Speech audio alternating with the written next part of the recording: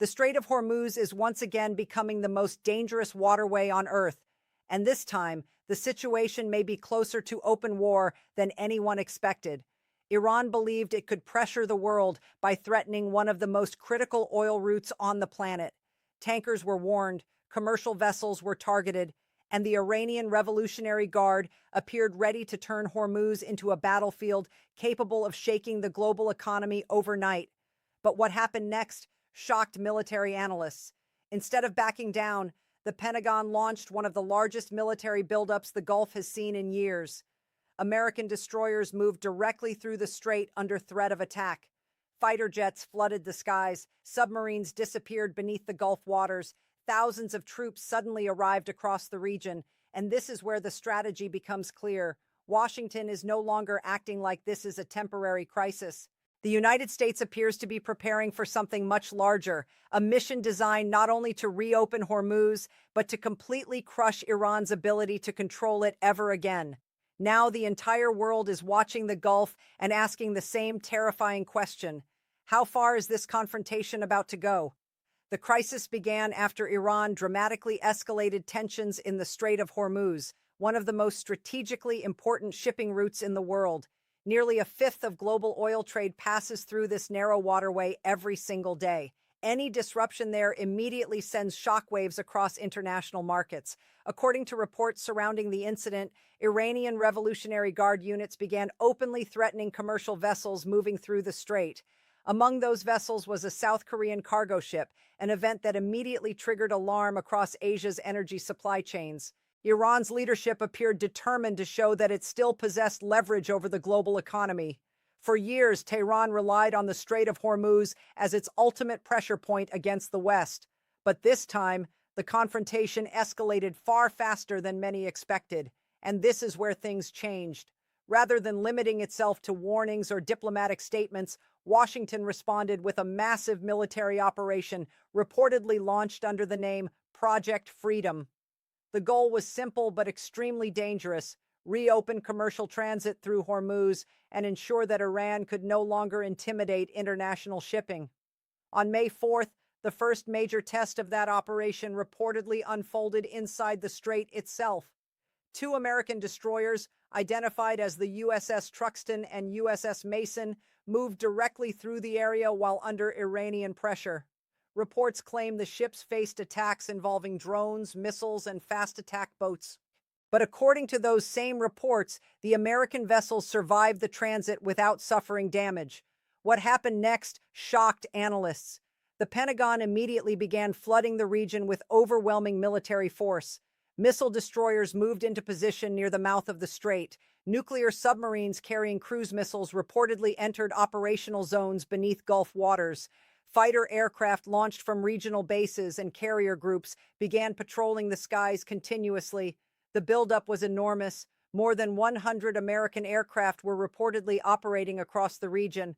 Around 15,000 U.S. troops were repositioned into Gulf bases to support the operation.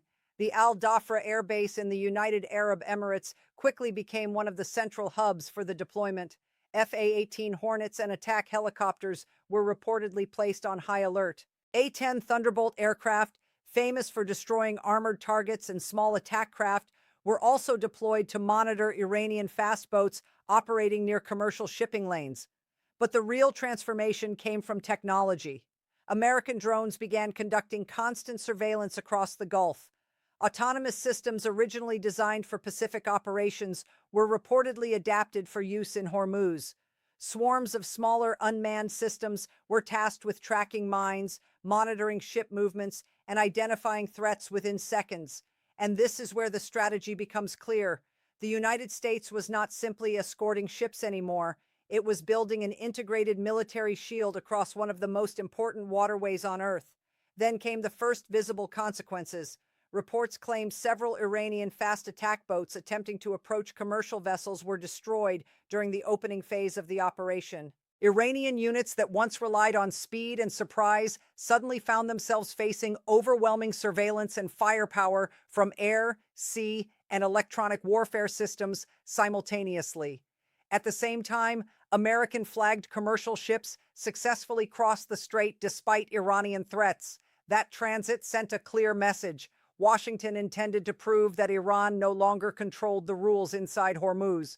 As tensions intensified, the confrontation quickly evolved from a regional naval standoff into a broader strategic campaign. The Pentagon's goal appeared larger than simply protecting tankers. The operation increasingly looked designed to isolate Iran militarily, economically, and psychologically all at once. And this is where the real impact came later. According to military briefings referenced in the reports, more than 1,500 commercial vessels and over 22,000 sailors became trapped or delayed in the Persian Gulf during the crisis. Several ships were reportedly attacked, while regional infrastructure in countries like Oman and the United Arab Emirates also faced threats. That immediately raised fears of a wider regional conflict. American commanders responded by tightening naval patrols throughout the Gulf. Destroyers and armed drones maintained constant surveillance, while maritime traffic was rerouted under heavy military protection. But military analysts believe the Pentagon's deeper objective was something even more significant. Iran's entire naval strategy depends heavily on asymmetric warfare. Rather than matching the U.S. Navy ship for ship, Tehran relies on fast attack boats, mines, drones, missile batteries, and hidden launch positions along the coastline. The problem for Iran is that many of those systems become vulnerable once American surveillance dominates the battlefield. And this is where the strategy becomes brutally effective. Cruise missiles launched from submarines and destroyers can target missile launchers before they even fire. Electronic warfare aircraft can blind radar systems. Armed drones can track movement around the clock without risking pilots. Once communication systems break down, Iran's ability to coordinate attacks weakens dramatically. That possibility appears central to Washington's calculations. Reports surrounding the operation suggested that future American strikes could focus on underground weapons depots, drone facilities, missile launch sites, radar stations, and command centers linked to the Revolutionary Guard. Many of these sites are heavily fortified, some are hidden beneath mountains or deep underground. But American bunker-busting munitions and precision-guided weapons were specifically developed for these types of targets. What happened next shocked observers even more. Attention reportedly shifted toward Iran's critical oil infrastructure and export network. Strategic ports such as Bandar Abbas and Bushehr were discussed as potential future targets if escalation continued. Those locations are essential to Iran's economy. If shipping terminals, repair yards, or export facilities were disabled, Tehran's ability to sell oil could collapse rapidly. And because oil exports remain one of Iran's primary sources of hard currency, the economic consequences could become devastating. But perhaps the most controversial possibility involved Karg Island, the center of Iran's oil export operations. And this is where the scenario becomes extremely dangerous. Some reports speculated about the possibility of special operations raids or amphibious assaults targeting the island in a worst-case escalation scenario. Heavy armored vehicles, helicopters, and naval landing forces were all discussed as potential components of such an operation. Even the suggestion of that possibility dramatically raised tensions across the region. Because if the United States ever attempted to seize or disable Karg Island directly, it would represent one of the most aggressive military moves in the modern history of the Gulf. Meanwhile, Iran's internal situation was becoming increasingly difficult. Oil exports slowed, shipping routes became unstable, foreign currency pressure intensified, inflation fears returned. The Iranian rial faced renewed stress as uncertainty spread across markets. And this is where the pressure becomes unbearable.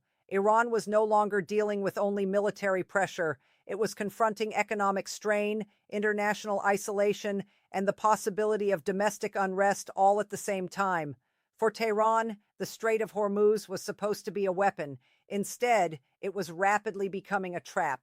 Now the entire region stands at a dangerous crossroads.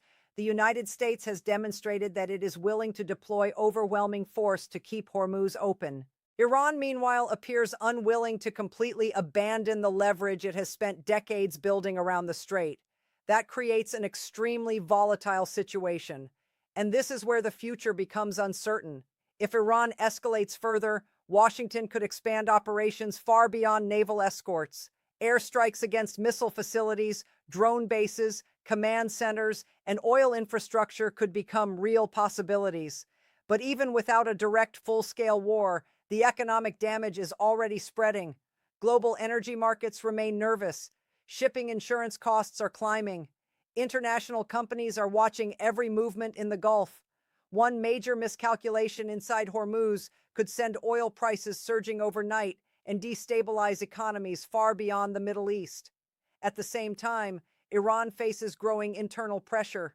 Economic hardship, currency instability, and supply disruptions create risks that extend beyond the battlefield itself. The longer tensions continue, the more difficult it becomes for Tehran to balance military confrontation with domestic stability. But the real danger may be something even larger, because once multiple warships, submarines, drones, missile systems, and regional allies become locked inside the same narrow waterway, the margin for error disappears almost completely. One missile, one drone strike, one sinking ship. That could be enough to ignite a conflict far bigger than either side originally intended. And now, with the Pentagon expanding its military presence and Iran refusing to fully retreat, the world is watching the Strait of Hormuz more closely than ever before. The question is no longer whether tensions are rising. The real question is how much further both sides are willing to go before this crisis explodes into something the entire world will feel.